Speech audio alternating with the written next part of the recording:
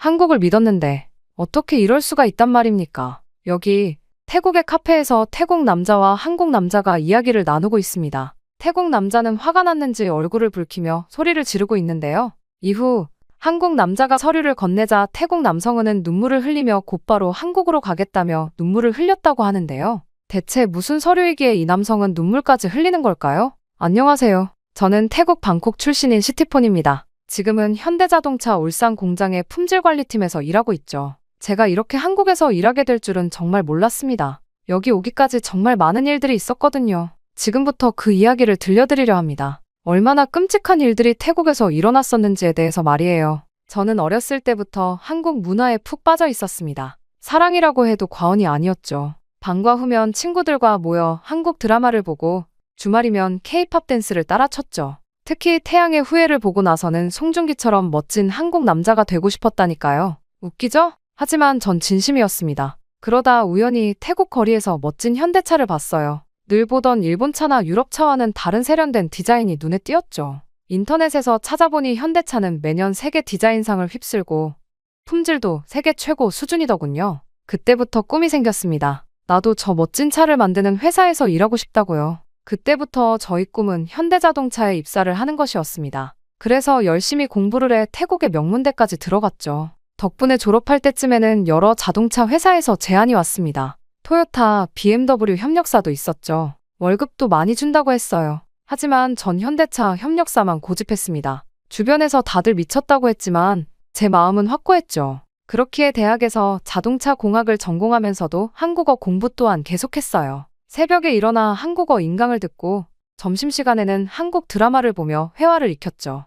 TOPIK 4급까지 땄을 정도니까요. 제 꿈은 오직 하나였습니다. 현대자동차와 관련된 일을 하는 것 말이죠. 그리고 마침내 그 꿈이 이루어졌습니다. 현대차의 1차 협력사인 태국 오토파츠에 입사한 거죠. 면접날, 저는 태국어 대신 한국어로 자기소개를 했습니다. 면접관들의 놀란 표정이 아직도 생생하네요. 입사 첫날부터 모든 게 신났습니다. 책상에 명찰을 붙이고 사원증을 목에 걸었을 때 그 설렘이란 드라마에서 보던 한국 회사의 모습 그대로였어요. 이제 진짜 시작이다. 저는 매일 아침 거울을 보며 다짐했습니다. 옷깃을 여미고 구두를 반질반질 닦았죠. 한국 드라마에서 본 것처럼 와이셔츠는 꼭 다림질을 해서 입었습니다. 태국 친구들은 웃었지만 전 진심이었어요. 그리고 일주일 뒤 한국 본사 품질관리팀과의 첫 미팅이 있었습니다. 저는 밤을 새워가며 한국어로 프레젠테이션을 준비했죠. 정민호 팀장님이 제 발표를 유심히 보시더니 미팅이 끝나고 따로 불러 이야기를 나누자고 하셨습니다.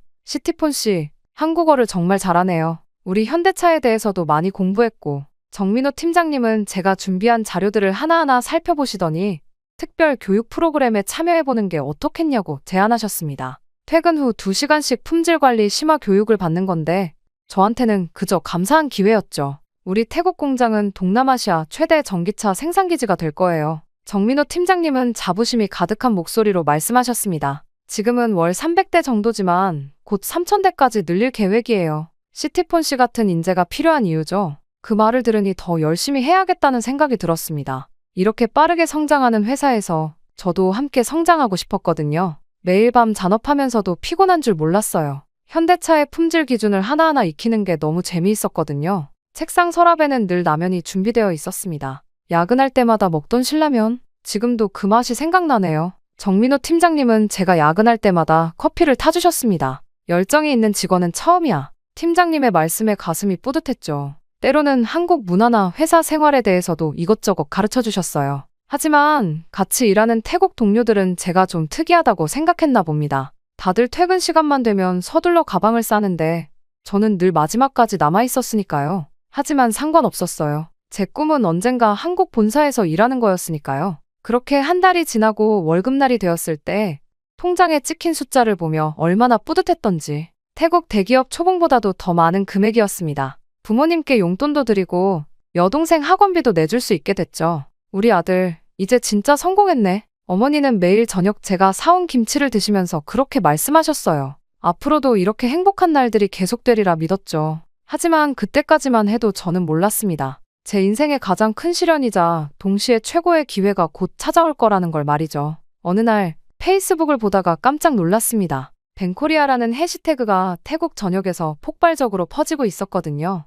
처음엔 무슨 일인지 몰랐죠. 그런데 게시물들을 읽어보니 가슴이 답답해졌습니다. 한국은 태국인을 무시해. 우리나라 사람들 입국도 못하게 하면서 관광은 와달라고. 이제 한국 안 가면 되지. 태국인들의 한국 입국이 거부된 사례들이 줄줄이 올라오고 있었어요. 입국 심사대에서 까다롭게 질문하고 조금이라도 의심스러우면 바로 입국을 거부한다는 거죠. 어떤 분은 이미 호텔도 예약하고 비행기 값도 다 냈는데 공항에서 되돌아왔다고 했습니다. 처음엔 곧 잠잠해지겠지 했는데 상황은 점점 더 심각해졌어요. 한국 제품 불매 운동으로 번졌고 급기야 한국 기업들도 비난의 대상이 됐습니다. 현대자동차도 예외는 아니었죠. 특히 현대차를 겨냥한 게시물들이 매일같이 올라왔습니다. 현대차는 태국 공장 직원들 인권은 안중에도 없다. 한국 본사는 태국을 식민지처럼 여긴다. 눈식의 비난이 끊이지 않았어요. 심지어 회사 로고를 빗고는 합성 이미지까지 만들어 돌아다녔죠. 저는 매일 밤 이런 게시물들을 보면서 가슴이 아팠습니다. 현대차는 태국 직원들 부려먹기만 한다. 한국 본사 직원들하고 대우가 다르다며? 태국을 식민지로 안아봐. 결국 날이 갈수록 회사 분위기도 달라지기 시작했습니다. 아침마다 하던 한국어 인사를 할 때마다 동료들의 시선이 차가워졌어요. 누군가 뒤에서 쟤는 태국 사람 맞아? 라고 수군거리는 소리도 들렸습니다. 회의 시간은 특히 힘들었어요. 제가 한국어로 발표를 하면 동료들은 일부러 태국어로 큰 소리로 떠들었고 자료에 대해 트집을 잡았죠. 점심시간에는 아예 저를 피해서 다른 테이블에 앉았어요. 쟤는 우리 편이 아니야 라는 말이 공공연히 돌아다녔습니다. 점심시간이면 동료들이 모여서 한국 얘기를 했어요. 한국 본사는 월급이 우리의 5배래. 야근 수당도 더 많이 준대. 우리는 2등 직원 취급하는 거지. 사실이 아닌데도 반박할 수가 없었습니다. 반박했다가는 더 고립될 것 같았거든요. 결국 저는 제 책상에 있던 방탄소년단의 포스터와 한국 드라마 배우들 사진을 떼어냈습니다. 점심시간에 보던 한국 드라마도 더 이상 보지 않았어요. 한국어로 메모하던 습관도 태국어로 바꿨죠. 하지만 마음속으로는 너무 슬펐습니다. 정민호 팀장님도 분위기를 느끼셨나 봅니다. 어느 날 퇴근길에 저를 부르시더니 옥상으로 가자고 하셨어요. 많이 힘들지? 정민호 팀장님은 따뜻한 커피를 건네시며 말씀하셨습니다. 네, 사실 요즘 회사 나오는 게 너무 힘들어요. 순간 저도 모르게 눈물이 났습니다. 예전에는 제 꿈의 직장이었는데 이제는 매일 아침 출근길이 지옥 같았거든요. 나도 알아. 지금 태국에 반한 감정이 심각하단 걸. 하지만 이건 시간이 해결해 줄 거야. 모든 위기가 그렇듯 이것도 지나갈 테니까. 정민호 팀장님의 말씀은 계속됐습니다. 시티폰 씨가 우리 회사에 지원한 건 단순히 한국이 좋아서가 아니잖아. 현대차의 기술력과 비전을 보고 온 거 아니었나? 지금 이 순간이 힘들다고 그동안의 꿈을 포기하긴 아깝지 않아? 맞아요. 제가 현대차를 선택한 건 단순히 한국 회사여서가 아니었습니다. 세계적인 기업으로 성장하는 모습, 끊임없는 혁신과 도전 정신. 그래서 다른 회사들의 제안을 거절하고 여기로 온 거였죠. 내 열정이면 충분해. 이런 시기일수록 더 단단해져야 해. 실력으로 증명하는 거야. 내가 얼마나 가치 있는 직원인지. 그렇게 정민호 팀장님과 이야기를 나누고 나니 마음이 한결 가벼워졌습니다. 다음 날부터 전 더 열심히 일했어요. 동료들의 시선은 여전했지만 더 이상 신경 쓰지 않기로 했죠. 대신 제 실력을 보여주는 데 집중했습니다. 품질 검사 보고서를 작성할 때도, 현장에서 부품을 검수할 때도 그 어느 때보다 꼼꼼하게 일했어요. 점점 동료들도 제 전문성을 인정하기 시작했습니다. 제가 검수한 부품은 한 번도 불량이 나오지 않았거든요. 물론 시간이 지나도 SNS의 벤코리아 운동은 여전했지만 적어도 회사에서는 숨을 쉴 수 있게 됐어요. 동료들도 서서히 예전처럼 대해주기 시작했죠. 일의 성과가 쌓이다 보니 제 국적이나 취향보다는 능력을 보고 판단하게 된 걸까요? 하지만 이건 시작에 불과했습니다. 더 큰 폭풍이 우리를 향해 다가오고 있었죠. 결국 태국 전역을 뒤흔든 파업의 기운이 우리 회사에도 스멀스멀 피어오르고 있었거든요. 파업의 기운은 4월부터 본격적으로 느껴지기 시작했습니다. 처음엔 작은 소문이었어요. 누군가 한국 본사 직원의 월급 명세서를 봤다는 거죠. 우리 월급의 5배. 처음엔 그저 과장된 이야기라고 생각했습니다. 하지만 소문은 걷잡을 수 없이 퍼져나갔어요. 품질관리팀 직원들 사이에서 시작된 이야기가 생산라인으로 다시 사무실로 번졌죠. 매일 새로운 이야기들이 더해졌습니다. 어느 날부터는 회의실에 들어가 보면 한국인 주재원들은 앞자리, 태국인들은 항상 뒷자리였어요. 발언권도 마찬가지였죠. 우리 의견은 늘 검토해보겠다는 말로 넘어갔습니다. 진실을 확인할 방법이 전혀 없었습니다. 정민호 팀장님께 여쭤볼까도 했지만 차마 그러지 못했어요. 혹시 사실이라면? 그 생각만으로도 가슴이 답답해졌거든요. 게다가 이게 끝이 아니었습니다. 더 충격적인 소문도 돌았어요. 현대차가 베트남으로 공장을 옮긴다는 거였죠. 누군가 베트남 출장 다녀온 임원의 이야기를 엿들었다나 뭐라나. 물론 사실 여부는 알 수 없는 소문들이었죠. 베트남은 인건비가 우리보다 싸니까. 거기는 파업도 없고 정부도 적극 지원해준대. 이미 부지매입도 끝났대. 시간이 갈수록 회사는 마치 끓는 솥과 같았습니다. 모두의 얼굴에 불안감이 가득했어요. 제 주변의 분위기도 더욱 냉랭해졌죠. 전에는 그래도 일로만큼은 인정해주던 동료들도 이제는 저를 완전히 외면했습니다. 특히 점심시간이 제일 힘들었어요. 예전에는 같이 밥을 먹던 동료들이 하나둘 자리를 피하기 시작했거든요. 결국 저는 혼자 구석자리에서 도시락을 먹게 됐습니다. 쟤는 아직도 한국 편이래. 여기서 퇴사하면 한국 본사 가게 해준대나? 우리 월급 깎아서 제 월급 올려준다더라. 말도 안 되는 소문이었지만 해명할 기회조차 없었어요. 책상에 마지막으로 남아있던 한국 관련 물건들도 모두 치워버렸습니다. 태극기 모양의 마우스패드, 한국어 공부 수첩까지 전부 서랍 깊숙이 넣어뒀어요. 파업이 시작되고 말았습니다. 노조가 임금 인상을 요구하며 농성을 시작했다는 소식이 들려온 것이 시발점이 되었죠. 우리 회사에서도 하청업체 노동자 연대를 만들자는 이야기가 나오고 말았거든요. 우리도 똑같은 대우를 받아야 해. 이러다 공장 베트남 가면 우린 다 잘리는 거 아니야? 지금이 기회야. 다 같이 뭉쳐서 싸워야지. 그렇게 동료들은 매일 밤 회사 앞에서 모임을 가졌습니다. 저는 초대받지 못했지만 멀리서 지켜보곤 했어요. 그들의 분노와 불안을 이해하면서도 한편으로는 이게 과연 옳은 길인지 의문이 들었죠. 그리고 파업의 정점은 태국 노동부 장관의 발언이었습니다. 현대차 근로자들의 요구는 임금과 보너스, 복리후생과 관련된 것들입니다. 모두 평화적으로 해결할 수 있는 사안들이죠. 하지만 현대차 경영진이 근로자들의 요구를 무시하고 대화에도 응하지 않아 파업이 계속되고 있습니다. 이 발언은 기름을 부은 격이었죠. 회사는 순식간에 전쟁터가 됐습니다. 파업준비위원회가 꾸려졌고 매일 아침 출근 시간에 성명서를 나눠줬어요. 하청업체 연대 모임도 본격화됐죠. 저는 그저 지켜볼 수밖에 없었습니다. 파업에 참여하자는 동료들의 압박도 있었지만 끝까지 거절했어요. 제가 믿는 현대자동차는 이런 회사가 아니라는 걸 알았거든요. 하지만 그 믿음이 흔들리기 시작하는 것도 사실이었습니다. 매일 밤 퇴근길에 회사를 바라보며 생각했어요. 저들의 말처럼 정말 우리는 차별받고 있는 걸까? 내 꿈은 이렇게 무너지는 걸까? 그때는 몰랐습니다. 이 혼란과 불안의 시기가 오히려 제 인생의 터닝포인트가 되리라는 거려. 어느 날 갑자기 현대차 본공장 노조가 파업을 선언했습니다. 아침부터 공장 정문 앞은 피켓을 든 노조원들로 가득 찼죠. 공정한 대우를 요구한다. 차별 없는 일터를 만들자. 크고 작은 피켓들이 햇살 아래 반짝였어요. 시티폰, 넌 태국 사람이잖아. 우리 편이 돼야지. 한국 사람들 편이야? 솜차이 반장의 말이 귓가를 파고들었습니다. 그리고 그 순간 정민호 팀장님의 얼굴이 떠올랐어요. 지난 6개월간 저를 믿고 지지해주신 분이었으니까요. 팀장님은 늘 말씀하셨습니다. 회사는 직원을 배신하지 않아. 시간이 걸려도 좋은 결과가 있을 거야. 하지만 태국인 동료들의 이야기도 이해가 됐어요. 임금 격차, 승진 기회의 차별, 의사결정 과정에서의 소외, 이런 불만들이 전혀 근거 없는 건 아니었으니까요. 내일까지 대답해줘. 더 이상 기다릴 순 없어. 이건 우리 태국 사람들의 자존심이야. 솜차이 반장이 떠나고 저는 홀로 남아 고민했습니다. 파업에 참여하면 태국인 동료들과의 관계는 회복될 테고 어쩌면 더 나은 처우도 받을 수 있을지 모르죠. 하지만 그건 제가 꿈꾸던 방식이 아니었어요. 결국 저는 파업 불참을 선택했습니다. 그날부터 제 책상에는 매일 아침 한국인들에게라는 태국어 쪽지가 붙어 있었어요. 누군가 제 작업복에 빨간 페인트를 뿌리기도 했죠.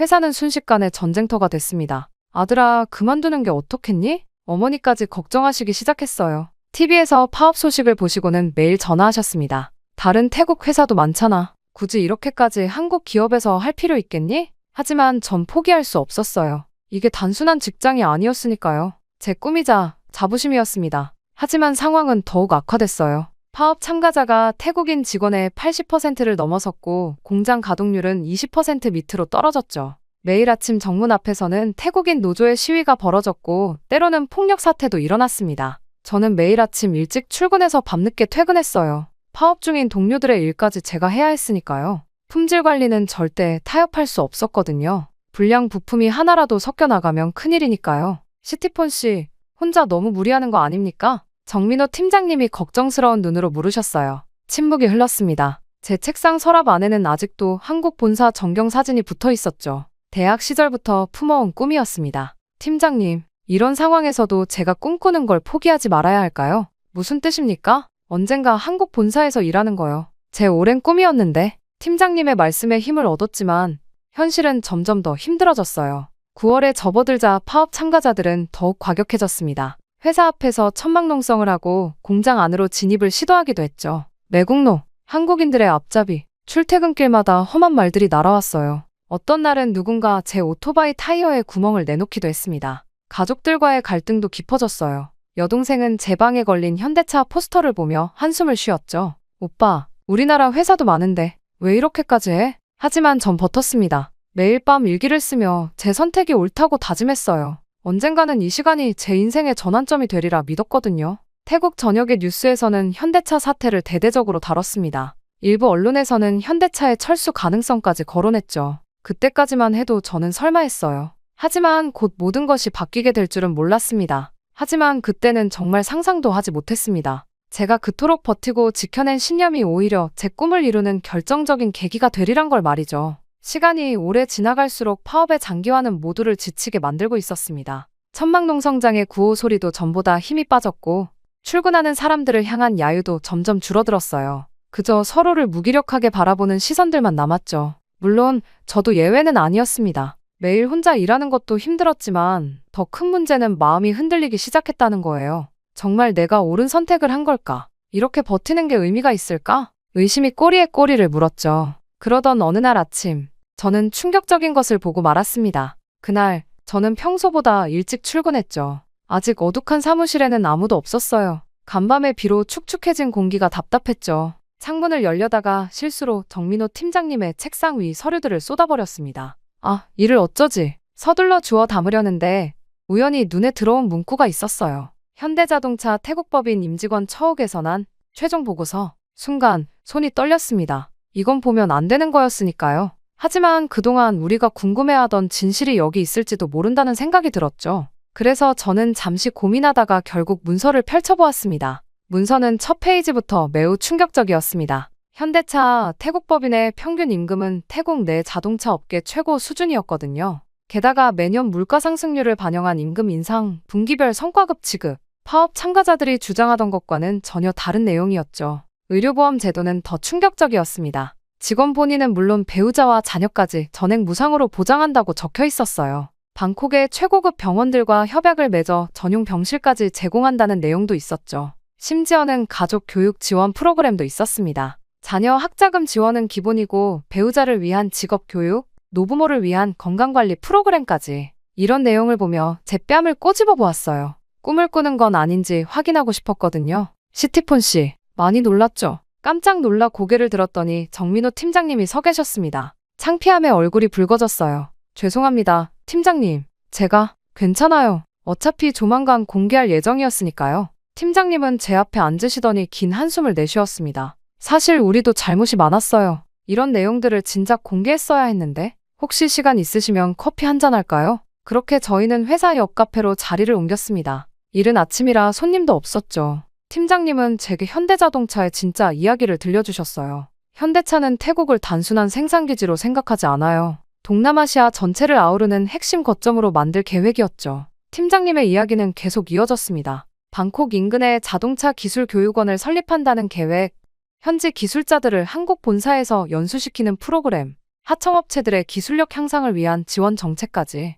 실제로 지난달에 이사회에서 최종 승인이 났어요. 5년간 100억 바트 규모의 투자를. 팀장님의 목소리가 잠시 떨렸습니다. 하지만 이번 파업 사태로 모든 게 멈춰버렸죠. 본사에서도 태국 시장에 대한 재검토가 필요하다는 의견이 나오고 있어요. 창밖으로 출근하는 직원들이 보였습니다. 피켓을 든 파업 참가자들도 하나둘 모여들기 시작했죠. 하지만 뭔가 달라 보였어요. 그들의 구호가, 피켓의 문구가 갑자기 공허하게 느껴졌습니다. 팀장님, 우리가 너무 성급했던 걸까요? 모두가 그랬어요. 우리도, 노조도, 회사도 서로를 이해하려 하지 않고 각자의 입장만 고집했죠. 카페를 나와 회사로 돌아가는 길, 아침 햇살이 유난히 밝았습니다. 마치 오랫동안 보지 못했던 진실의 빛 같았어요. 사무실로 돌아와 제 책상을 바라보았습니다. 서랍 속에 넣어뒀던 한국 본사 사진이 떠올랐죠. 그날 이후로 뭔가가 달라졌습니다. 제 마음속에서 흔들리던 의심이 사라졌어요. 대신 새로운 결심이 자리 잡았죠. 이제는 제가 해야 할 일이 무엇인지 분명해졌거든요. 동료들에게 진실을 알려야 했어요. 하지만 그건 쉽지 않은 일이었습니다. 그들은 제 말을 믿으려 하지 않았고 오히려 회사가 저를 매수했다고 의심했죠. 그래도 전 포기하지 않았습니다. 언젠가는 그들도 알게 될 테니까요. 그러다 결국 작은 변화가 시작됐어요. 처음엔 피차이였습니다. 휴게실에서 커피를 마시고 있는데 슬그머니 제 옆자리에 앉더니 속삭이듯 물었죠. 시티폰, 아까 말한 의료보험 얘기 진짜야? 다음은 품질관리팀의 수린이었어요. 아픈 어머니 때문에 병원비 걱정이 많다는 걸 알고 있었거든요. 퇴근길에 제 오토바이를 따라오더니 편의점 앞에서 커피를 사주면서 조심스레 물었습니다. 가족들도 다 보험 적용된다고. 정말이야? 이렇게 한 명, 두 명. 호기심 어린 눈빛으로 제게 다가오는 동료들이 늘어났어요. 처음에는 반신반의하는 표정이었지만 제가 보았던 문서들의 내용을 자세히 설명하자 그들의 눈빛이 달라지기 시작했죠. 특히 타나폰의 변화가 인상적이었습니다. 파업준비위원회의 일원이었던 그가 어느 날 야근하는 제 곁에 와서 2시간 넘게 이야기를 나눴어요. 자신의 아들이 대학에 갈 나이라며 교육 지원 프로그램에 대해 구체적으로 물었죠. 미안해, 시티폰. 우리가 널 많이 힘들게 했지. 진실은 조금씩, 하지만 확실하게 퍼져나가기 시작했습니다. 이제는 점심시간에 혼자 밥을 먹지 않아도 됐어요. 작은 속삭임으로 시작된 대화가 진지한 토론으로 이어졌고 동료들의 굳어있던 표정도 조금씩 풀리기 시작했습니다. 하지만 우리는 몰랐어요. 이미 회사에 큰 결정이 내려졌다는 사실을 말이죠. 어느 날 아침부터 회사가 술렁였습니다. 현대자동차 태국법인 대표이사가 긴급 회의를 연다는 소식이 전해졌거든요. 회의는 긴장감 속에서 진행되었습니다. 현대자동차는 태국 시장에서 대표이사의 목소리가 떨렸습니다. 그리고 이어진 한마디, 철수하기로 결정했습니다. 순간 회의실이 얼어붙었어요. 누군가 뭐라고 하고 외쳤고 여기저기서 한숨소리가 들렸습니다. 건물 밖에서는 천막 농성장의 함성이 들려왔어요. 승리의 함성일까요? 아니면 절망의 외침일까요? 저는 곧바로 정민호 팀장님을 찾아갔습니다. 팀장님은 이미 알고 계셨던 걸까요? 하지만 팀장님의 사무실은 비어 있었어요. 1시간쯤 지났을까? 팀장님에게서 문자가 왔습니다. 퇴근하고 시간 되면 우리 카페에서 만납시다. 우리 카페. 지난번에 진실을 알게 된 그 카페였죠. 해가 짧아진 12월. 퇴근 시간이 되자 거리는 이미 어두웠습니다. 카페에 들어서자 구석자리에 앉아 계신 팀장님이 보였어요. 많이 놀랐죠? 팀장님의 목소리는 평소와 달리 밝았습니다. 뭔가 이상했어요. 네, 대체 이게 어떻게 된 일인가요?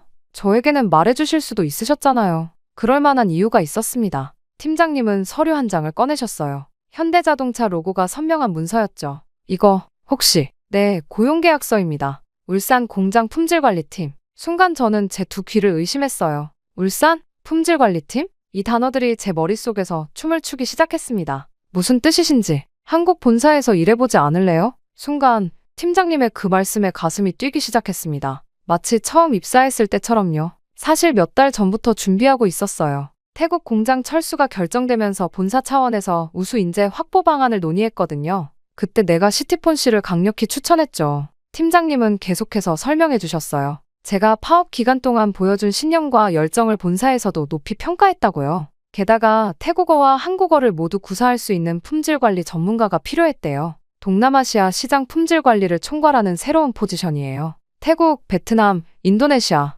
앞으로 이 지역의 품질 문제는 시티폰 씨가 책임지는 거죠. 말씀을 듣는 동안 눈물이 났습니다. 대학 시절 기숙사 벽에 붙여두었던 현대차 본사 전경 사진이 떠올랐어요. 그때는 그저 먼 꿈이었는데 지금 당장 대답하지 않아도 됩니다. 가족들과 상의해보세요. 다만 팀장님이 잠시 말을 멈추셨어요. 다만 뭐죠? 다음 주까지는 답을 주셨으면 해요. 비자 처리도 해야 하니까요. 이후 집으로 돌아가는 길이 어떻게 지나갔는지 모르겠어요. 오토바이를 타고 가면서도 계속 고용계약서가 든 서류봉투를 만지작거렸죠. 꿈이 아닌지 확인하고 싶었거든요. 하지만 기쁨도 잠시, 현실적인 고민이 밀려왔습니다. 지금 이 순간에도 어머니는 아프시고 여동생은 대학을 다니고 있었어요. 제가 한국에 가면 누가 가족을 돌보지? 그리고 한국에서의 생활, 정말 잘 해낼 수 있을까? 엄마, 저 왔어요. 현관문을 열자 구수한 또명국 냄새가 코를 찔렀습니다. 어머니는 언제나 제가 힘들 때마다 이 음식을 해주셨죠. 소식 들었다, 아들. 회사 그만두게 됐구나. 아니에요, 엄마. 사실은 저녁을 먹으며 이야기를 꺼냈습니다. 한국 본사 이야기, 새로운 포지션, 그리고 제 오랜 꿈에 대해서요. 어머니는 묵묵히 듣고 계셨어요. 정말 가고 싶니? 네, 어릴 때부터의 꿈이었으니까요. 그때였어요. 여동생이 갑자기 일어나더니 제 방으로 뛰어갔습니다. 잠시 후 돌아온 그녀의 손에는 낡은 공책 한 권이 들려 있었어요. 오빠가 대학생 때 쓴 일기야. 내가 우연히 봤는데 일기장을 펼치자 제가 잊고 있던 글씨가 보였습니다. 언젠가는 꼭 현대자동차 본사에서 일하고 싶다. 우리 가족에게 자랑스러운 아들이 오빠가 되고 싶다. 이제 그 꿈을 이룰 기회가 온 거잖아. 여동생의 눈이 반짝였어요. 하지만 걱정 마, 오빠. 나 이제 곧 졸업하면 취직할 거고 엄마도 많이 좋아지셨잖아. 어머니도 고개를 끄덕이셨습니다. 내가 그토록 권하던 거였는데 엄마가 어떻게 맞겠니? 그렇게 가족들의 지지를 확인하고 나니 마음이 한결 가벼워졌어요. 하지만 또 다른 걱정이 있었죠. 과연 제가 잘 해낼 수 있을까? 한국에서의 생활, 더 큰 책임감, 새로운 도전들. 그날 밤 계약서를 다시 한번 꼼꼼히 읽어보았습니다. 업무 범위, 급여 조건, 복리후생, 모든 게 너무나 좋았어요. 특히 마지막 장에 적힌 문구가 눈에 들어왔습니다. 현대자동차는 당신의 꿈과 함께 성장하기를 희망합니다. 창밖으로 방콕의 밤거리가 보였어요. 어두운 하늘에 총총히 박힌 별들이 마치 울산으로 가는 길을 밝혀주는 것 같았습니다. 이제 결심이 섰어요. 그리고 다음 날 아침, 저는 아침 일찍 정민호 팀장님을 찾아가 말씀드렸습니다. 팀장님, 한국으로 가겠습니다. 팀장님은 환하게 웃으시며 제 어깨를 두드려 주셨어요. 잘 생각했어요. 걱정 마세요. 제가 끝까지 책임지고 챙겨주겠습니다. 그렇게 저는 울산에 첫 발을 내딛게 되었습니다. 처음 도착했을 때 하늘에서 하얀 눈이 내리고 있었어요. 방콕에서는 볼 수 없었던 광경이죠. 현대자동차 본사 정문 앞에 섰을 때 심장이 터질 것 같았습니다. 시티폰 씨, 드디어 왔네요. 정민호 팀장님이 환하게 웃으며 맞아주셨어요. 태국 공장 철수 이후 한 달 먼저 한국에 오셨다고 했죠. 품질관리팀 사무실로 들어서자 모든 시선이 저를 향했습니다. 여러분, 오늘부터 우리 팀에 합류하는 시티폰입니다. 태국인 최초로 본사 품질관리팀에 정규직으로 입사하는 친구예요. 팀장님의 소개가 끝나자 박수 소리가 터져 나왔어요. 그리고 제 옆자리에 앉은 김민수 대리님이 태국어로 인사를 건넸습니다. 사와디 크랍? 서툰 발음이었지만 그 배려가 너무나 감동적이었어요. 알고 보니 제가 온다는 소식을 듣고 태국어를 공부하기 시작했다고 하더군요. 회사는 기숙사를 제공해줬습니다. 한국인 룸메이트 민준 씨는 저에게 한국 생활을 많이 알려주었고 같은 층에는 저처럼 해외에서 온 직원들도 있었어요. 베트남에서 온 응우엔, 인도네시아의 라흐만. 우리는 금세 친해졌죠. 저녁이면 각자의 나라 음식을 만들어 나누어 먹으며 이야기꽃을 피웠습니다. 첫 업무는 동남아시아 시장 품질 보고서 작성이었어요. 태국어와 한국어를 모두 할 수 있는 제 능력이 빛을 발했죠.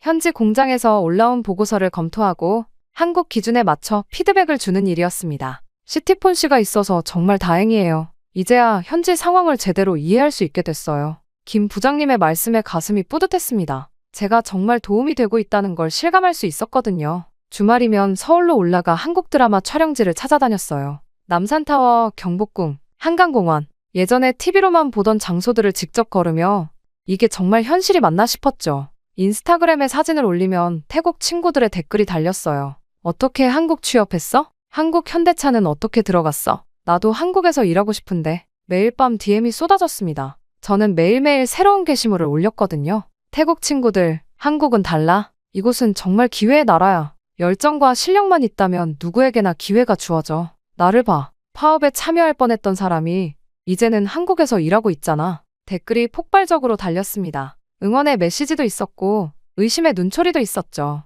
하지만 저는 알아요. 제가 보여준 변화가 누군가에게는 희망이 될 수 있다는 걸요. 울산 생활에도 조금씩 익숙해져 갔어요. 출근길에 들르는 붕어빵 가게 아저씨와도 친해졌고 주말이면 시내에 있는 태국 식당에 가서 고향 음식도 먹었죠. 그곳에서 일하는 태국인들과 이야기를 나누며 향수를 달랬습니다. 그러던 어느 날 정민호 팀장님이 저를 부르셨어요. 시티폰 씨, 좋은 소식이 있습니다. 3월이 되자 첫 승진 소식이 들려왔어요. 입사한 지 채 3개월도 안 됐는데 제 성과를 인정받은 거죠. 다음 프로젝트는 베트남이에요. 하노이에 새로 설립되는 공장 품질 관리 시스템을 구축하는 건데 시티폰 씨가 현지 출장을 다녀와 주셨으면 해요. 가슴이 벅차올랐습니다. 이제는 제가 누군가의 정민호 팀장님이 될 수 있는 기회였어요. 그날 저녁 오랜만에 태국에 있는 가족들과 영상통화를 했습니다. 엄마, 저 승진했어요. 어머니의 눈시울이 붉어졌어요. 여동생은 환호성을 지르며 좋아했고요. 통화를 끝내고 인스타그램을 열어 새 게시물을 올렸습니다.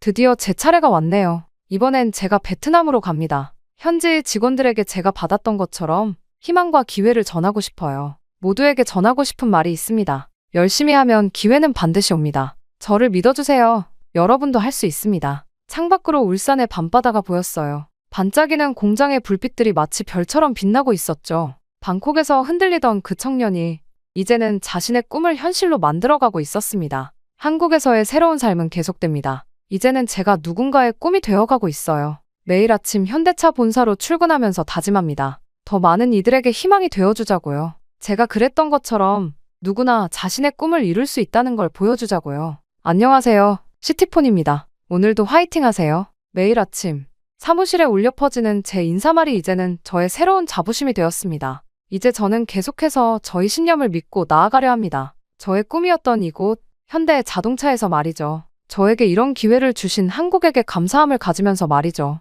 언젠가는 태국과 한국 모두 사이가 완화되기를 바라며 저의 이야기는 여기서 마치겠습니다. 감사합니다. 여기 태국의 유명 요리사가 한국 때문에 식당이 망해버렸다고 합니다. 이 요리사는 자신의 인생을 망쳐버린 한국에게 반드시 복수하겠다고 소리쳤다가 한국인 남성과의 만남 이후 한국이라는 이야기만 들으면 눈물을 흘리게 되었다고 하는데요. 사실 그 한국인 남성에게 충격적인 이야기를 듣고 나서 3일 동안이나 마음을 추스를 수 없었다고 합니다. 이 요리사는 도대체 그 한국인과 무슨 일이 있었던 걸까요? 바로 사연 들려드리겠습니다. 안녕하세요. 방콕의 유명 식당 로얄타이 오너셰프 타나폰입니다. 27살의 젊은 나이에 미슐랭 2스타를 획득한 셰프라고 하면 사람들은 대부분 부러운 눈길을 보내죠. 시장에서 채소 가게를 하시던 어머니 밑에서 자라 22의 나이에 홀로 레스토랑을 시작해서 이룬 성공이니까요. 하지만 저를 가까이서 지켜본 사람들은 요즘 제 모습을 보며 안타까워합니다. 한때는 음식에 대한 순수한 열정으로 가득했던 제가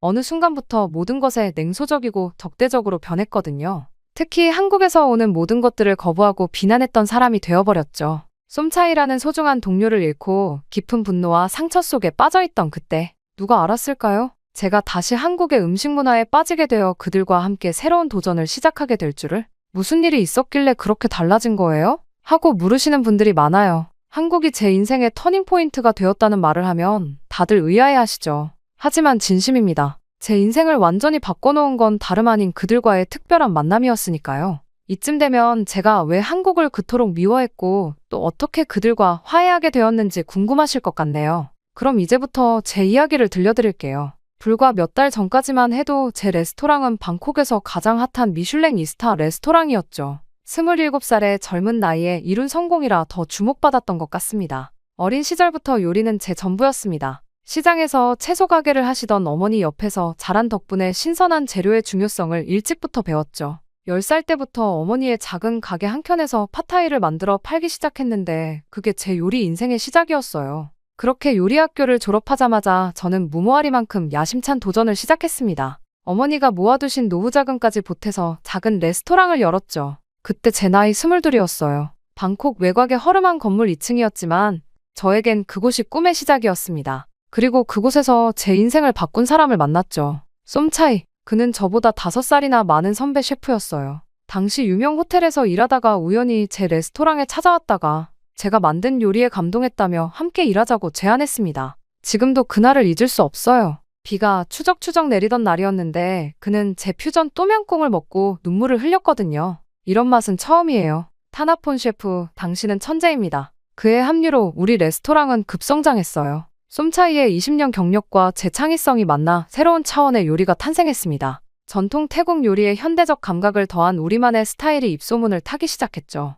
1년 만에 방콕 중심가로 가게를 옮겼고 2년 차에 미슐랭 1스타를 받았습니다. 쏨차이는 단순한 동료 이상이었어요. 제가 지치고 힘들 때면 늘 곁에서 힘이 되어주었죠. 새로운 메뉴를 개발할 때면 밤을 새워가며 함께 연구했고 실패해도 다시 일어설 수 있게 해주었습니다. 그는 제 형이자 스승이자 가장 친한 친구였어요. 그렇게 성공이 계속되면서 저희는 더 큰 꿈을 꾸게 되었습니다. 태국 요리의 세계화, 그것이 우리의 목표였죠. 2년 전 마침내 미슐랭 2스타를 획득했을 때는 정말 세상을 다 가진 것 같았어요. 아시아 베스트 레스토랑 50에도 선정되었고 세계 각국의 미디어가 저희를 주목했습니다. 하지만 그때는 몰랐죠. 이 모든 성공이 한순간에 무너질 수 있다는 것을. 그리고 그 시작이 제가 가장 믿고 의지하던 쏨차이의 이야기에서 비롯될 거라는 것도 말이에요. 돌이켜보면 모든 것이 꿈만 같았습니다. 22의 젊은이가 시작한 작은 레스토랑이 미슐랭 2스타를 받기까지 정말 숨가쁜 나날들이었죠. 그리고 그 여정의 매 순간에는 늘 쏨차이가 있었어요. 그래서 더더욱 그가 떠나야만 했던 그날의 기억이 저를 괴롭게 하는지도 모릅니다. 그날은 평소와 다름없이 바쁜 저녁 서비스가 끝난 밤이었어요. 주방을 정리하고 마지막 직원들을 배웅한 뒤 저는 늘 그렇듯 그날의 매출을 정리하고 있었습니다. 노크 소리가 들렸을 때만 해도 그날이 제 인생의 큰 전환점이 될 거라고는 상상도 못했죠. 들어오세요. 제 말이 채 끝나기도 전에 쏨차이가 사무실로 들어왔어요. 평소 같았으면 환한 미소로 그날의 서비스를 정리하며 농담을 던졌을 텐데 그날따라 그의 표정이 너무 어두웠습니다. 무슨 일 있어요? 그 순간 저는 직감적으로 좋지 않은 일이 있다는 걸 느꼈어요. 10년을 함께 일하다 보면 그런 게 느껴지거든요. 쏨차이는 한참을 말을 잇지 못하더니 주름진 종이 한 장을 내밀었습니다. 국제전화 청구서였어요. 아버지한테 전화가 왔었어요. 그의 목소리가 떨렸습니다. 한국에서 쏨차이의 아버지 얘기는 전부터 종종 들었어요. 15년 전 가족들의 더 나은 삶을 위해 홀로 한국행을 선택하셨다고 했죠. 인천의 한 건설 현장에서 일하시면서 처음에는 힘든 육체 노동을 하셨대요. 하지만 성실하게 일하시면서 점차 기술을 배우셨고 현장에서 없어서는 안 될 기술자가 되셨다고 했습니다. 아버지가 강제 추방을 당하셨어요. 쏨차이의 말에 저는 순간 귀를 의심했어요. 뭐라고요? 그게 무슨 체류 자격 연장이 거부됐대요. 현장 소장님도 많이 도와주시려 했지만 이미 결정이 났다고. 쏨차이는 말을 이어가기 힘든 듯 고개를 숙였습니다. 내일 비행기를 타야 한대요. 짐도 제대로 못 챙기시고. 순간 사무실 안이 너무 조용해졌어요. 쏨차이의 거친 숨소리만이 공간을 채웠죠. 저는 무슨 말을 해야 할지 몰라 그저 그를 바라보기만 했습니다. 20년 가까이 한 현장에서 일하셨는데 쏨차이의 목소리가 점점 작아졌어요. 마지막엔 현장 팀장까지 하셨다는데 하루아침에 그의 이야기는 계속되었습니다. 아버지가 한국에서 보내주시는 돈으로 동생들이 대학을 다니고 있다는 것, 어머니가 최근 건강이 많이 안 좋아지셨다는 것, 그리고 이제 그 모든 책임을 쏨차이가 져야 한다는 충격적인 사실까지 듣게 되었습니다.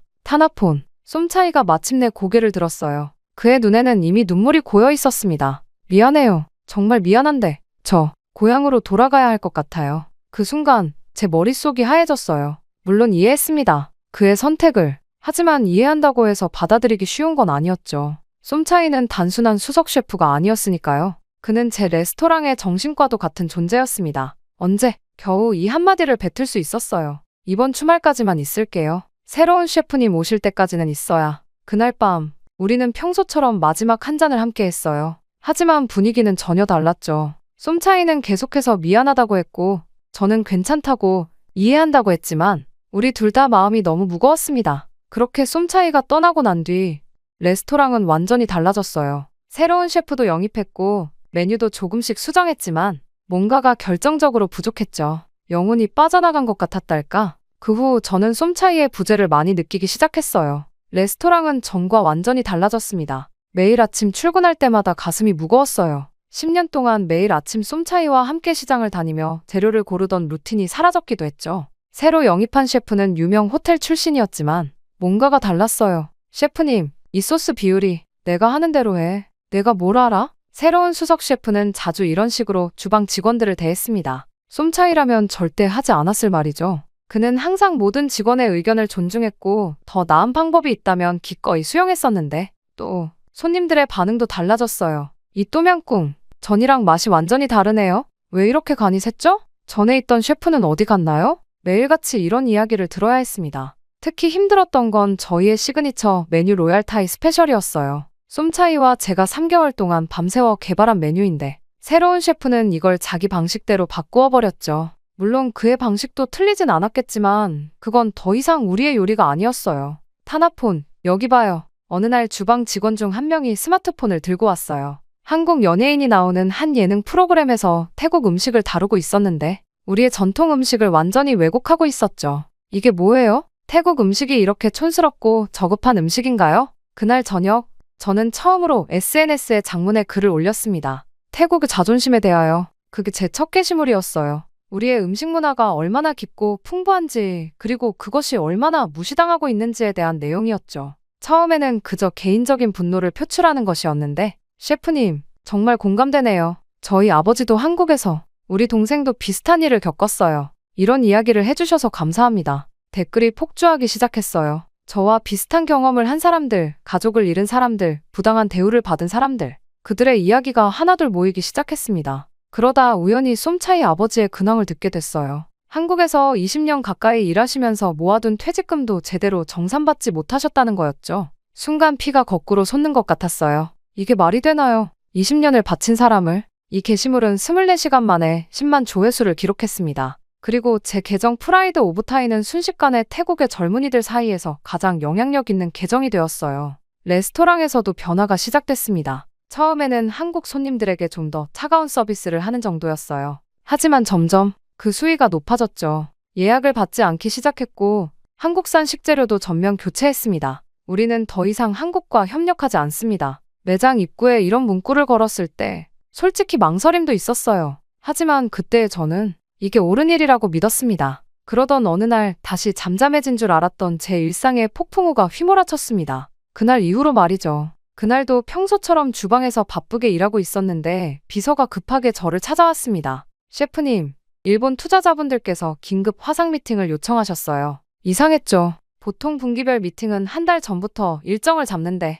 그런데 이렇게 갑자기라니. 사무실에 들어가 노트북을 켰을 때 제 가슴 한켠이 불안하게 요동쳤어요. 화면에는 도쿄 본사의 타나카 회장님과 임원진들이 심각한 표정으로 앉아 있었습니다. 타나폰 씨, 태국과 한국의 FTA 협상 중단 소식 들으셨나요? 순간 머리가 하얘졌어요. 물론 들었습니다. 제가 주도한 반환 운동이 어느 정도 영향을 미쳤다고 자부하고 있었으니까요. 그때까지만 해도 이게 우리의 승리라고 생각했죠. 우리 회사의 주요 식자재 공급망 중 40%가 한국 루트였다는 사실 알고 계셨나요? 몰랐습니다. 정확히는 알고 싶지 않았던 것 같아요. 레스토랑 운영에만 집중하느라 더 큰 그림을 보지 못했던 거죠. 현재 모든 공급 계약이 중단된 상태입니다. 대체 루트를 찾고 있지만 당분간은 원가가 최소 50% 이상 상승할 것으로 예상됩니다. 숫자들이 머릿속을 스쳐 지나갔어요. 50% 원가 상승은 곧 수익률의 급격한 하락을 의미했죠. 하지만 이건 시작에 불과했습니다. 더 큰 문제는 투자자들의 반응입니다.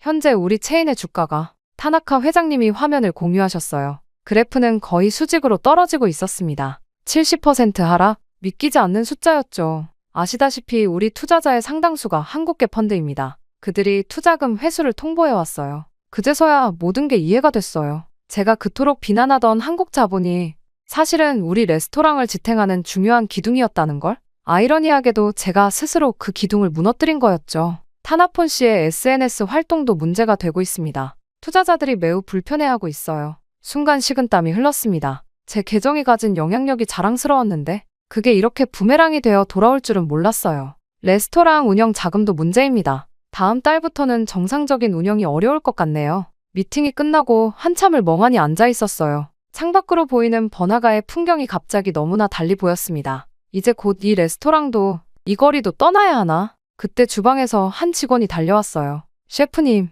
대형 식자재 업체들이 거래 중단을 통보해왔습니다. 다들 한국 계열사들이라 현실은 생각보다 더 빠르게 저를 덮쳐왔어요. 그날 저녁 서비스를 준비하면서 처음으로 제가 저지른 실수의 크기를 실감하기 시작했습니다. 메뉴판을 다시 써야 했어요. 더 이상 구할 수 없는 식재료들이 너무 많았거든요. 양식당에서 파스타를 빼는 것처럼 우리의 시그니처 메뉴들을 하나둘씩 지워나가야 했습니다. 그리고 그날 밤 처음으로 직원들 앞에서 눈물을 보였어요. 다음 달부터는 당분간 급여 지급이 어려울 것 같습니다. 제 말이 끝나기도 전에 주방이 술렁이기 시작했죠. 지금 생각해보면 그때가 진짜 몰락의 시작이었던 것 같아요. 그렇게 레스토랑의 분위기는 하루하루 무거워졌어요. 매일 아침 출근할 때마다 직원들의 표정이 더욱 어두워지는 게 보였습니다. 한때 웃음소리가 가득했던 주방은 이제 무거운 정적만이 감돌았죠. 특히 마음이 아팠던 건 15년차 수석 서버 파이산 씨였어요. 그는 제가 처음 레스토랑을 열 때부터 함께한 직원이었는데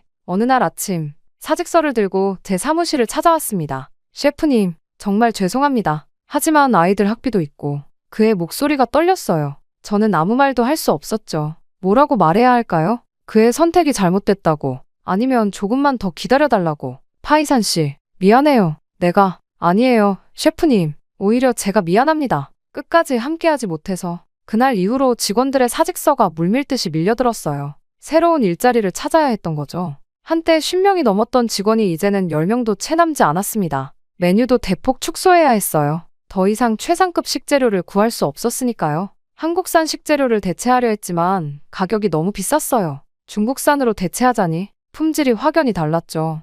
죄송하지만 이 메뉴는 현재 제공이 어렵습니다. 손님들께 이런 말을 할 때마다 가슴이 찢어지는 것 같았어요. 특히 단골 손님들의 실망한 표정을 보는 게 가장 힘들었죠. 미슐랭 평가단이 방문했을 때는 정말 최악이었습니다. 타나폰 씨, 솔직히 말씀드리자면 이건 더 이상 이 스타 레스토랑의 수준이 아닙니다. 그들의 평가는 냉정했어요. 다음 달 새로운 가이드북이 나올 때 우리는 별을 모두 잃게 될 거라고, 현실을 직시하라고 하더군요. 아시아 베스트 레스토랑 50에서도 퇴출됐습니다. 3년 연속 20위권 내에 들었던 레스토랑이 이제는 순위에서조차 사라진 거예요. 그렇게 매출은 급감했고 고정비는 여전했죠. 매달 말이면 은행 잔고를 확인하는 게 가장 큰 스트레스였어요. 직원들 급여, 임대료, 관리비, 돈이 빠져나가는 구멍은 많은데 들어오는 건 점점 줄어들었으니까요. 어느 날은 와인 창고에 들어가서 한참을 울었어요. 제가 그토록 자부심을 가지고 모아온 와인들, 이제는 하나둘씩 헐값에 팔아야 했죠.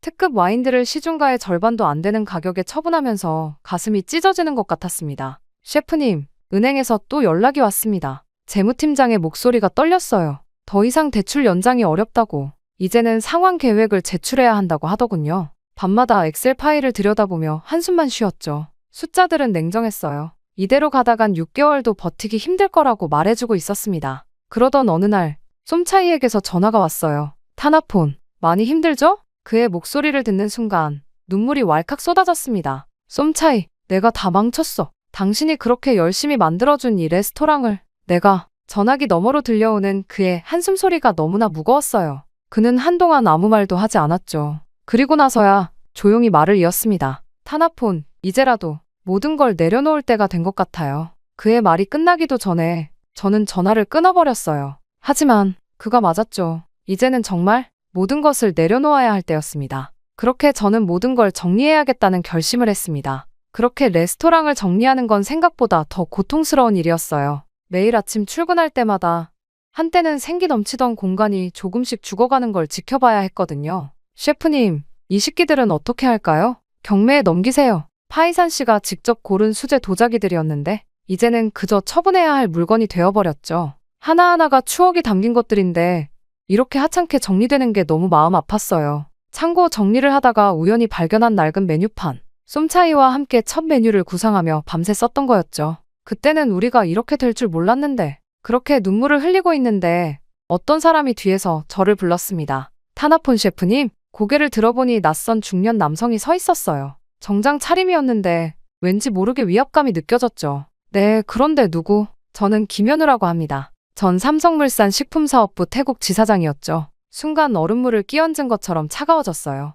제가 그토록 비난했던 그들 중 한 명이 여기까지 찾아온 거죠. 무슨 일로? 타나폰 씨의 SNS 글들 전부 봤습니다. 그의 목소리는 의외로 차분했어요. 적대감이나 분노가 느껴지지 않았죠. 오히려 안타까움이 느껴졌달까요? 우리가 이곳을 떠나며 얼마나 많은 사람들이 힘들어졌는지 이제는 아시겠죠? 그는 천천히 자리에 앉았어요. 그리고 한숨을 깊게 내쉬더니 오래된 이야기를 꺼내기 시작했습니다. 15년 전 처음 태국에 왔을 때가 생각나네요. 당시 이 지역은 그저 낙후된 공업단지였어요. 하지만 우리는 이곳의 가능성을 믿었죠. 그의 말에 따르면 한국 기업들이 이 지역에 투자하기 시작하면서 많은 것이 변했다고 해요. 일자리가 늘어났고 기술이 전수됐으며 지역 경제가 활성화됐다고. 알고 계셨나요? 당신의 레스토랑 성공에도 우리가 조금은 기여했다는 걸. 처음엔 그 말이 무슨 뜻인지 이해하지 못했어요. 하지만 그의 설명을 들으며 천천히 깨달아갔죠. 이 지역의 소득 수준이 높아지면서 고급 레스토랑을 찾는 수요도 늘어났잖아요.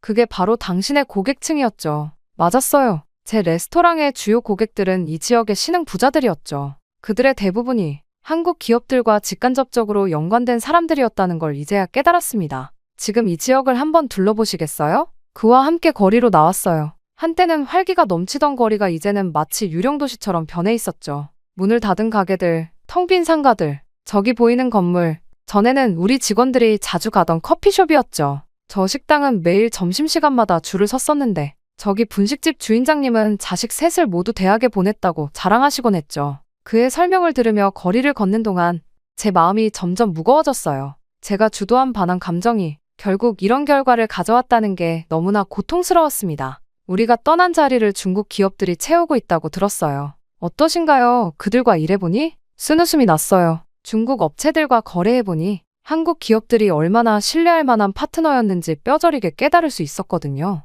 이제 무얼 하실 건가요? 타나폰 씨. 그의 질문에 바로 답할 수 없었어요. 하지만 한 가지는 확실했습니다. 더 이상 증오와 분노로는 아무것도 해결할 수 없다는 것.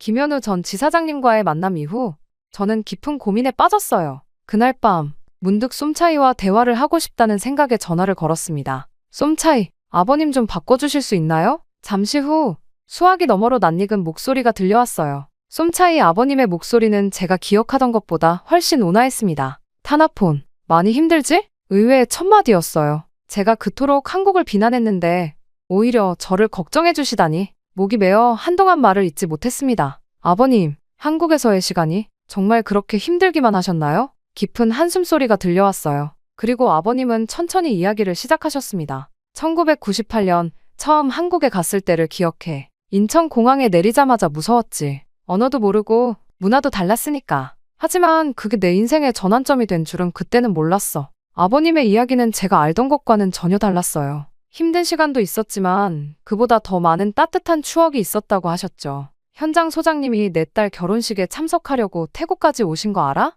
쏨차이가 요리사가 되겠다고 했을 때도 소장님이 학원비를 지원해 주셨어. 1시간 가까이 이어진 통화에서 저는 전혀 새로운 이야기를 들었어요. 20년간의 시간이 결코 강제노동이나 착취가 아니었다는 거. 오히려 서로를 이해하고 배려하는 관계였다는 거. 마지막으로 하고 싶은 말이 있다면 네, 말씀해 주세요. 타나폰, 미움은 미움만 낳는단다. 넌 좋은 요리사야. 음식으로 사람들을 행복하게 해줄 수 있는 사람이지. 그런 내가 증오를 퍼뜨리는 사람이 되면 안 돼. 그 말씀이 제 가슴을 깊이 찔렀어요. 정작 제가 해야 할 일은 다른 거였는데 엉뚱한 곳에서 시간을 허비하고 있었던 거죠. 그렇게 통화가 끝나고 저는 레스토랑 주방으로 향했어요. 텅 빈 주방에 불을 켜고 오랜만에 칼을 잡았습니다. 요리는 항상 제게 위안이 되어주었거든요. 식재료를 다듬으며 생각했어요.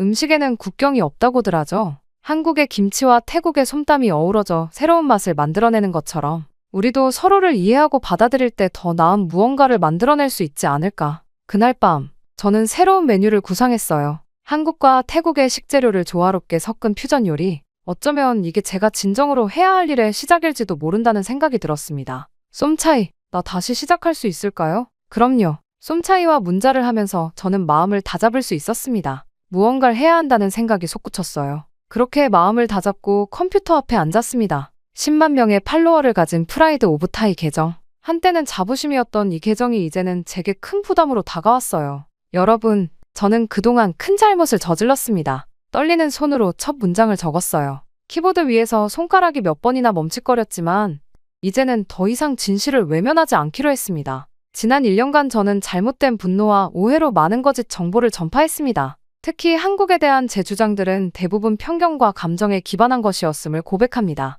엔터키를 누르자마자 댓글이 달리기 시작했어요. 배신자, 한국 돈에 매수됐네. 너도 결국 그들 편이었어? 하지만 멈출 수는 없었습니다. 쏨차이 아버님의 진짜 이야기를 시작했어요. 한국에서 20년간 일하신 분의 진짜 증언을 들려드리겠습니다. 제가 그동안 왜곡했던 진실, 그들의 발전 과정에서 우리가 배워야 할 점들, 그렇게 실제 사례들을 하나하나 적어내려갔어요. 한국 기업들의 기술 전수 프로그램, 현지 직원 교육 시스템, 위기 때 보여준 리더십, 제가 듣고 배운 모든 것을 있는 그대로 공유했습니다. 태국 요리사로서 특히 감명 깊었던 건 한국의 음식 문화입니다. 김치 하나만 보더라도 그들의 끈기와 계획성이 고스란히 담겨있죠. 다음 세대를 위해 먹거리를 준비하는 마음. 그때 한 댓글이 제 눈에 들어왔어요. 저는 삼성전자 태국 공장에서 일했던 직원입니다. 셰프님 말씀이 맞아요. 그들에게서 배운 건 단순한 기술이 아니었어요. 일하는 자세, 책임감, 미래를 준비하는 태도. 조금씩 분위기가 달라지기 시작했습니다. 비난하는 댓글 사이로 자신의 경험을 나누는 사람들이 하나둘 늘어났어요. 저희 아버지도 현대건설에서 15년 일하셨어요. 덕분에 저희 삼형제가 모두 대학을 나올 수 있었죠. 한국 회사가 떠난 뒤 우리 동네가 얼마나 침체됐는지 아세요? 용기를 내어 더 깊은 고백을 이어갔습니다. 제 레스토랑이 망하게 된 것도 결국 제 잘못된 판단 때문이었습니다. 감정적인 대응이 얼마나 많은 사람들에게 피해를 줬는지, 직원들의 일자리, 협력업체들과의 관계, 지역 경제에 미친 영향까지. 글이 길어질수록 오히려 마음은 가벼워졌어요. 이제는 더 이상 숨기지 않고 있는 그대로의 진실을 말할 수 있다는 게 오히려 후련했습니다. 그래서 저는 새로운 도전을 시작하려고 합니다. 이번에는 증오가 아닌 이해를, 대립이 아닌 협력을 이야기하고 싶어요. 한국과 태국이 서로에게서 배우고 성장할 수 있는 방법을 함께 찾아보고 싶습니다. 마지막으로 쏨차이에게 받은 사진 한 장을 올렸어요. 20년 전 한국 현장에서 찍은 그의 아버님 사진이었죠. 환한 미소로 동료들과 어깨를 걸고 있는 모습. 그 미소에 담긴 진정한 의미를 이제야 알 것 같았습니다. 이것이 진정한 프라이드 오브 타이가 아닐까요? 편견을 넘어 서로를 이해하고 함께 성장하는 것. 여러분의 의견을 듣고 싶습니다. 게시물을 올리고 깊은 한숨을 내쉬었어요. 이제 시작입니다. 긴 여정이 되겠지만 이번에는 올바른 길을 걸어가고 싶다는 생각을 했습니다. 제 게시물은 예상보다 큰 파장을 일으켰어요. 팔로워 수는 절반 이상 줄었지만 남은 사람들과의 대화는 오히려 더 깊어졌습니다. 셰프님, 저도 비슷한 경험이 있어요. 한식당을 운영하면서 느낀 점들을 나누고 싶은데 어느 날 한 메시지가 제 눈에 들어왔어요. 방콕에서 20년째 한식당을 운영하고 계신 박민지 셰프님이었죠. 그분과의 만남은 제게 새로운 전환점이 되었습니다. 타나폰 셰프, 우리 함께 새로운 프로젝트를 시작해보는 게 어떨까요? 박 셰프님이 제안하신 건 한테 푸드 콜라보레이션이었어요. 두 나라의 셰프들이 서로의 요리를 배우고 새로운 퓨전 요리를 만들어내는 프로젝트였죠. 음식은 그 나라의 문화와 역사를 가장 잘 보여주는 거울이에요. 우리가 서로를 이해하는 가장 좋은 방법이 될 수 있죠. 처음에는 작은 규모로 시작했어요. 제 레스토랑의 남은 주방을 활용해서 매주 토요일마다 한국과 태국의 젊은 셰프들이 모였습니다. 와, 김치와 또명꿍의 조화가 이렇게 완벽할 줄이야. 태국 허브로 만든 비빔밥이라니 정말 신선해요. 새로운 맛을 만들어내는 과정은 그 자체로 문화적 소통이었어요. 서로의 식재료를 이해하고 조리법을 배우면서 자연스럽게 서로의 문화도 이해하게 됐죠. SNS에도 변화가 찾아왔습니다. 이제는 프라이드 오브 타이가 아닌 브리지 오브 테이스트라는 새 계정으로 활동하기 시작했어요. 양국의 음식 문화를 소개하고 새로운 퓨전 요리를 공유하는 플랫폼이 된 거죠. 오늘은 한국의 된장과 태국의 남프릭을 활용한 새로운 소스를 만들어 보았습니다. 두 나라의 전통이 만나 탄생한 이 맛을, 특히 뿌듯했던 건 쏨차이가 다시 합류하게 된 거예요. 그는 이제 한국의 유명 셰프들과 교류하면서 새로운 메뉴 개발에 앞장서고 있습니다. 타나폰, 우리가 진작 이렇게 했어야 했는데 말이에요. 프로젝트는 점점 더 큰 관심을 받기 시작했어요. 현지 언론에서도 주목하기 시작했고 양국 대사관에서도 지원 의사를 밝혀왔습니다. 이게 바로 우리가 원하던 문화 교류의 모습입니다. 음식을 통해 서로를 이해하고 더 놀라운 변화는 교육 분야에서 일어났어요. 우리의 프로젝트를 본 태국의 요리학교들이 한국 요리 과정을 개설하기 시작했고 한국의 요리학교들도 태국 요리에 더 많은 관심을 보이기 시작했죠. 다음 달부터는 한국의 유명 요리학교와 학생 교환 프로그램을 시작합니다. 양국의 젊은 셰프들이 이제 제 꿈은 더 커졌어요. 단순한 레스토랑 운영을 넘어 음식을 통해 두 나라의 문화적 가교 역할을 하고 싶었거든요. 우리의 다음 프로젝트는 아시안 퓨전 아카데미입니다. 아시아의 다양한 음식 문화가 만나 새로운 가능성을 만들어내는 공간. 그리고 마침내 우리는 새로운 레스토랑을 열게 되었어요. 하몬이라는 이름의 이 공간에서 우리는 매일 새로운 도전을 이어가게 되었습니다. 저는 시간이 얼마나 걸려도 좋으니 이전에 그 열정을 가득 담은 식당을 운영하겠다는 일념으로 하루하루를 다시 열심히 살아가게 되었습니다. 그렇게 지내다 보니 시간이 쏜살같이 흘렀고 그 열정을 세상이 알아주기라도 한 듯 사람들 사이에서 식당이 입소문을 타기 시작했습니다. 오늘의 스페셜 메뉴는 김치 또명 리조또입니다. 한국의 매운맛과 태국의 신맛이 만나? 오늘 아침 하모니 레스토랑의 창문을 열면서 문득 지난 시간을 돌아보게 됐어요. 한때는 분노와 오해로 가득 찼던 제가 이제는 매일 아침 한국과 태국의 젊은 셰프들을 맞이하며 새로운 꿈을 키워가고 있다는 게 신기하기만 합니다. 셰프님, 오늘의 특강 준비는 다 되었습니다. 우리 레스토랑은 이제 단순한 음식점이 아닌 교육의 장이 되었어요. 매주 월요일마다 양국의 베테랑 셰프들을 초청해서 마스터 클래스를 진행하고 있죠. 오늘은 특별히 김현우 전 지사장님이 강연을 해주시기로 했습니다. 한국과 태국의 관계는 음식처럼 발효되어야 합니다. 시간이 걸리더라도 자연스럽게 숙성되어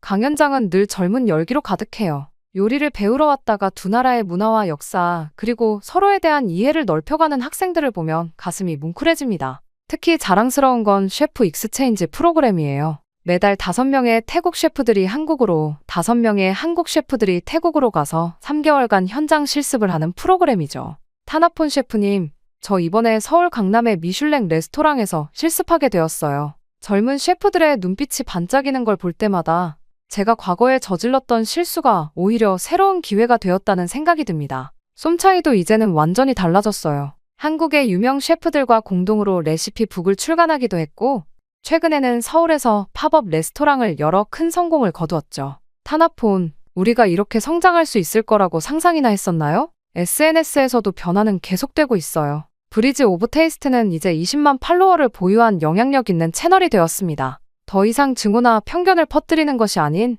문화적 이해와 존중을 이야기하는 공간으로 자리 잡았죠. 오늘은 한국의 젓갈과 태국의 남불라를 비교해 보겠습니다. 두 나라의 발효 문화가 얼마나 깊은 연관성을 가지고 있는지. 지난주에는 특별한 손님이 찾아오셨어요. 태국이 한국 대사님이셨죠. 타나폰 씨가 보여준 용기와 변화. 이것이 바로 우리가 원하는 진정한 문화 교류의 모습입니다. 대사님은 우리 레스토랑을 양국 문화 교류의 성공 사례로 소개하고 싶다고 하셨어요. 다음 달에는 서울에서 열리는 아시아 음식문화 박람회에도 초청을 받았습니다. 하지만 가장 큰 변화는 제 마음속에서 일어났어요. 이제는 더 이상 과거의 분노나 후회에 사로잡혀 있지 않습니다. 대신 매일 아침 새로운 가능성을 향해 한 걸음씩 나아가고 있죠. 우리의 다음 목표는 아시아 전역으로 이 프로그램을 확대하는 거예요. 음식을 통해 서로를 이해하고 문화의 벽을 허무는 창밖으로 보이는 방콕의 아침 풍경이 유난히 아름답게 느껴졌습니다. 주방에서는 한국과 태국의 젊은 셰프들이 새로운 요리를 연구하느라 분주하고, 홀에서는 양국의 손님들이 우리가 만든 음식을 즐기게 되었어요. 이제 저는 압니다. 진정한 자부심은 다른 문화를 배척하는 것이 아니라 서로를 이해하고 함께 성장하는 데서 온다는 것을. 그리고 우리의 이야기는 여전히 계속되고 있습니다. 돌이켜보면 한국은 제게 많은 것을 가르쳐 주었습니다. 처음에는 그들을 원망했지만 이제는 그들에게서 배워야 할 점이 더 많다는 걸 알게 됐어요. 첫 번째로 배운 건 시스템의 힘이었습니다. 한국 기업들이 보여준 체계적인 운영 방식, 미래를 준비하는 자세, 위기를 기회로 바꾸는 능력, 이런 것들이 결국 그들을 세계적인 강국으로 만들었다는 걸 깨달았어요. 두 번째는 상생의 가치였죠. 쏨차이 아버님의 이야기처럼 한국 기업들은 단순히 이윤만을 추구하지 않았어요. 현지 직원들의 교육과 성장을 돕고 지역 사회와 함께 발전하는 방법을 찾았죠. 이것이 진정한 국제 협력의 모습이라는 걸 이제는 알아요. 가장 큰 깨달음은 겸손의 미덕이었습니다. 한때 저는 우리의 자존심만을 내세웠지만 한국은 끊임없이 배우고 발전하는 자세로 오늘의 성공을 이뤄냈어요. 그들은 선진국이 된 지금도 계속해서 새로운 것을 배우려 노력하고 있죠. 이제 저는 매일 아침 우리 레스토랑 하모니에서 이런 가치들을 실천하려 노력합니다. 한국과 태국의 맛이 어우러진 새로운 요리를 만들며 음식을 통해 서로를 이해하고 존중하는 법을 배워가고 있어요. 제 이야기는 여기서 끝나지만 새로운 시작이기도 합니다. 한국이 보여준 발전의 모델을 따라 이제는 제가 누군가의 롤모델이 되고 싶어요. 증오가 아닌 이해로, 대립이 아닌 협력으로 우리는 함께 더 나은 미래를 만들어갈 수 있을 거라 믿습니다. 제 이야기를 들어주신 모든 분들께 감사의 말씀 전하고 싶습니다.